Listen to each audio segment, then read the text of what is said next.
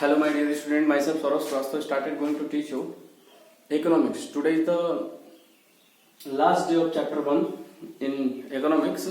So listen carefully what I want to tell you. Okay. तो आज हम देखेंगे इनकम एंड अदर क्राइटेरिया। किसी भी स्टेट की इनकम हम देखते हैं, किसी भी स्टेट में रहने वाले लोगों की इनकम किसी स्टेट में ज्यादा होती है, किसी स्टेट में कम होती है। जैसे अगर हम केरला में जाएं, हरियाणा में जाए, दिल्ली जैसे स्टेट में जाए तो वहां के लोगों की इनकम हमारे यूपी में रहने वाले लोगों की इनकम से कहीं ज्यादा है। इसका मतलब कि कहीं ना कहीं वो लोग कुछ ऐसा करते होंगे अपने डेवलपमेंट के लिए कि हमारी इनकम और उनकी इनकम में इतना ज्यादा डिफरेंसेस है। अगर हम इन सबको देखें, वहां के लोग बिजनेस में ज्यादा बिलीव करते हैं। When we looked at individual aspiration and goals, we found that people not only think of better income but also have goals such as security, respect for others।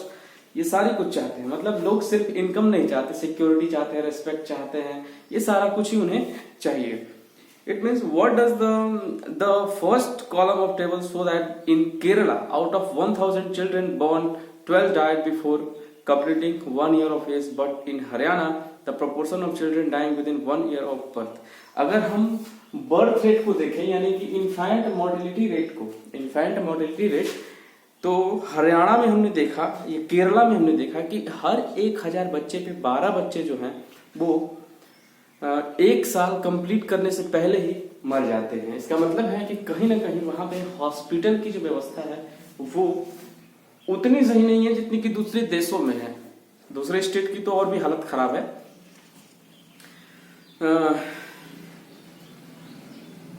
But in Haryana the proportion of children dying with 1 year of birth was 36। लेकिन हमने देखा कि हरियाणा में वही rate कितना है, 36 है।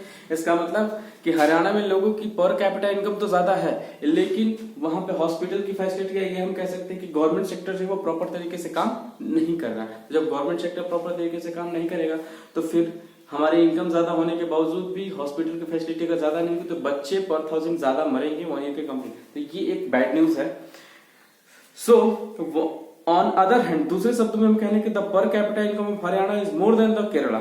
केरला की पर कैपिटा इनकम हरियाणा से कम है और हरियाणा की पर कैपिटा इनकम केरला से ज्यादा है, लेकिन पर कैपिटा इनकम से हम लोगों के डेवलपमेंट का अंदाजा नहीं लगा सकते। हरियाणा में ज्यादा लोग मरते हैं 1000 पे, जबकि केरला में कम मरते हैं। इट मीन्स केरला में गवर्नमेंट सेक्टर काफी स्मूथ तरीके से काम करती है, हरियाणा में गवर्नमेंट सेक्टर काफी स्मूथ तरीके से काम नहीं कर सकती है। यूं कह रहे कि हरियाणा में जब हॉस्पिटल की डेवलपमेंट है वो अच्छे से नहीं हुई है, जबकि केरला में इसकी डेवलपमेंट अच्छे से हुई है। इसका ग्रेट एग्जांपल अभी हमने आपको बताया। Okay, public facility. How is that the average person in Haryana has more income than the average person in Kerala. मतलब कैसे हरियाणा में लोगों की इनकम ज्यादा है केरला के लोगों की according, but lags behind in this crucial areas. The reason is money in your pocket can not buy all the goods. It means कि अगर आपकी जेब में पैसे हैं, money is not buy all the things which you want, और money is not completing all your needs. सभी चीजें आप नहीं खरीद सकते पैसे से।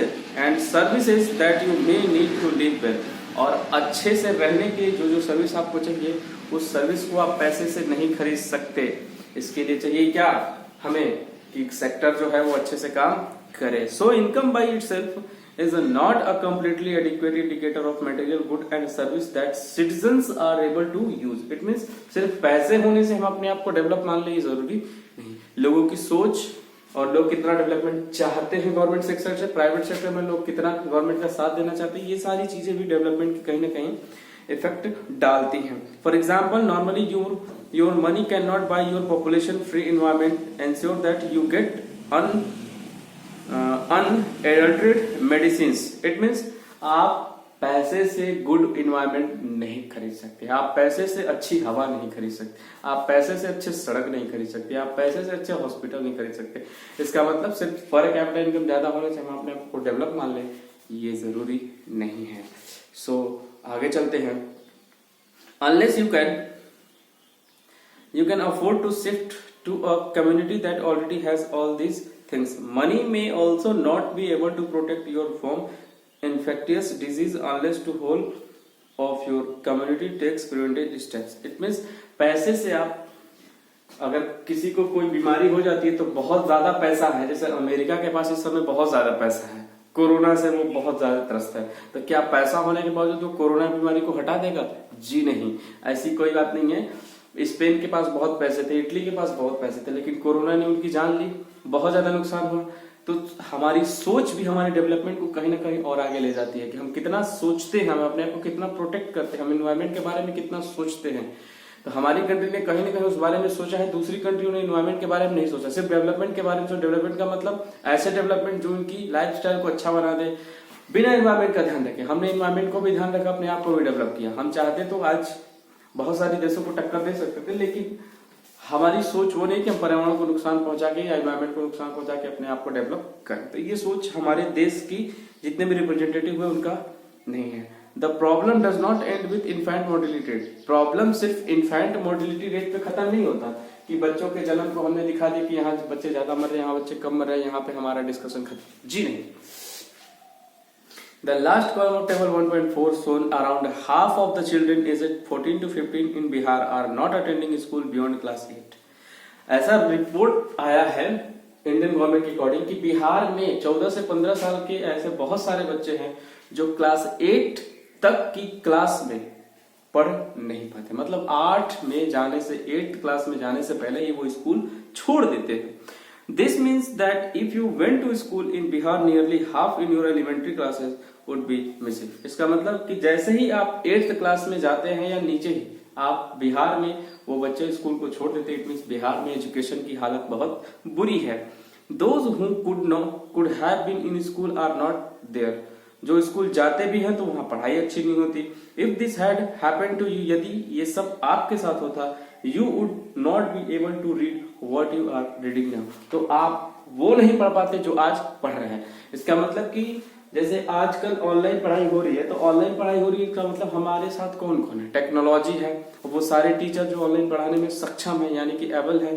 ओके, और साथ में आपके घर वाले जो आपको फोन देते हैं पढ़ने के लिए। तो अगर आप इस फोन का मिसयूज करेंगे तो वो घर वाले भी देना बंद कर देंगे। अगर आप फोन का मिसयूज करेंगे तो फिर हम पढ़ाना बंद कर देंगे, कंप्लेंट्स आने लगेंगी।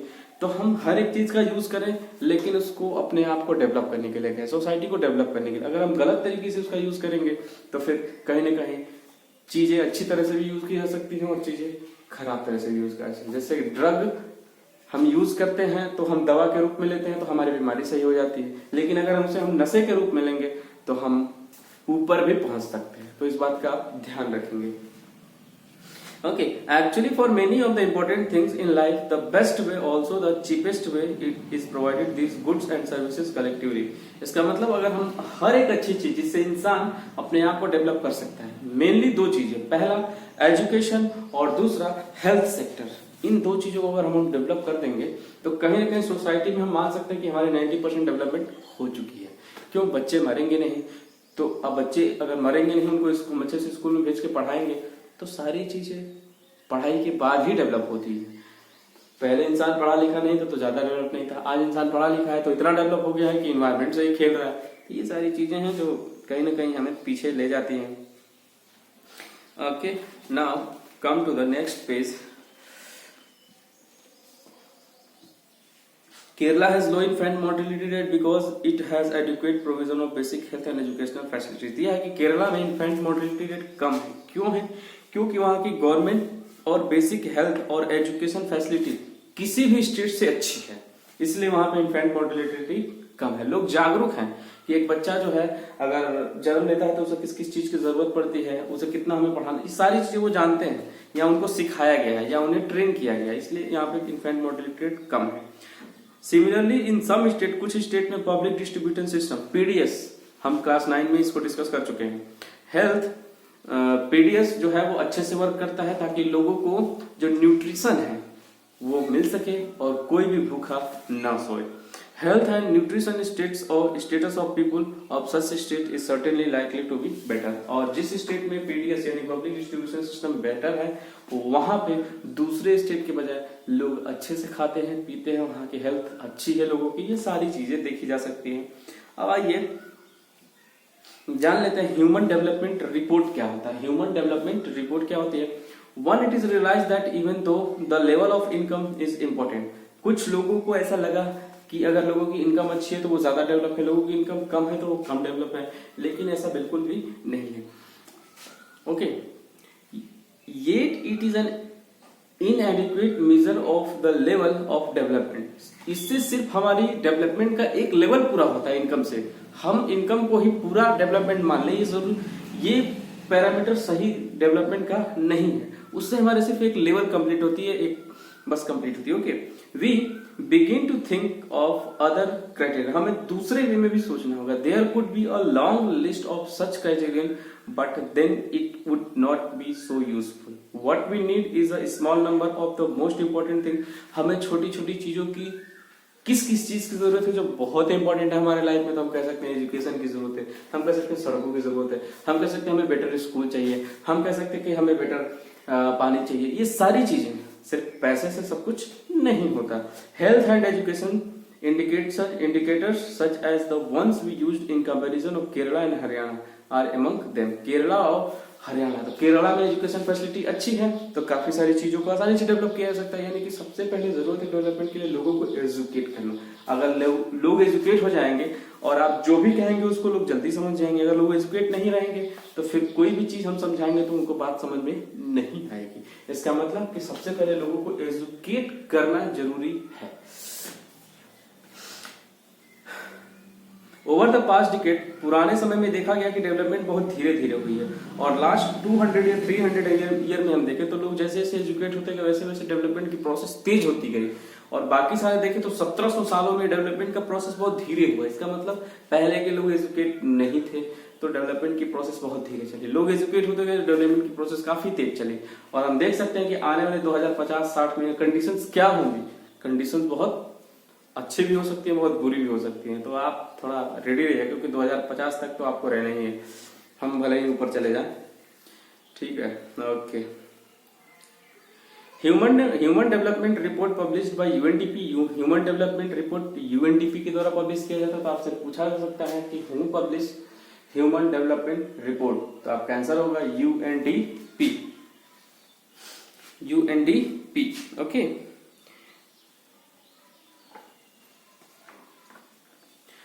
Compressive country based on the educational, वो क्या क्या पैरामीटर लेती है, तो एजुकेशन लेती है, हेल्थ स्टेटस लेती है, पर कैपिटा इनकम। इन 3 पैरामीटर पे ह्यूमन डेवलपमेंट रिपोर्ट पब्लिश की जाती है। It would be interesting to look us at certain, तो आपसे ये भी पूछा सकता है कि किस किस पैरामीटर का यूज करके ह्यूमन डेवलपमेंट रिपोर्ट को पब्लिश किया जाता है।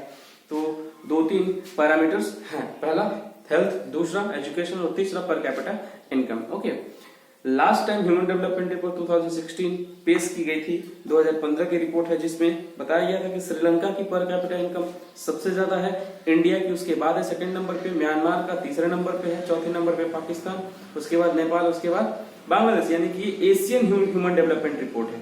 ओके, लाइफ एक्सपेक्टेंसी श्रीलंका में सबसे ज्यादा, इंडिया में दूसरे नंबर, मतलब। और हम कह सकते हैं कि HDI यानी कि ह्यूमन डेवलपमेंट इंडेक्स जो है उसमें इंडिया दूसरे नंबर पे आता है। ओके, HDI का फुल फॉर्म होता है ह्यूमन डेवलपमेंट इंडेक्स, जिसमें टोटल 188 कंट्री को शामिल किया गया है। और 188 कंट्री में जो इंडिया है उसकी रैंकिंग 131 है, श्रीलंका की रैंकिंग 73 है, म्यांमार की रैंकिंग 145 है, पाकिस्तान की रैंकिंग 147 है, और नेपाल की रैंकिंग 145 है, और बांग्लादेश की रैंकिंग 139 है। यानी कि श्रीलंका हमसे आगे है और हम श्रीलंका से पीछे हैं। तो ये बहुत सोचने वाली बात है। ओके,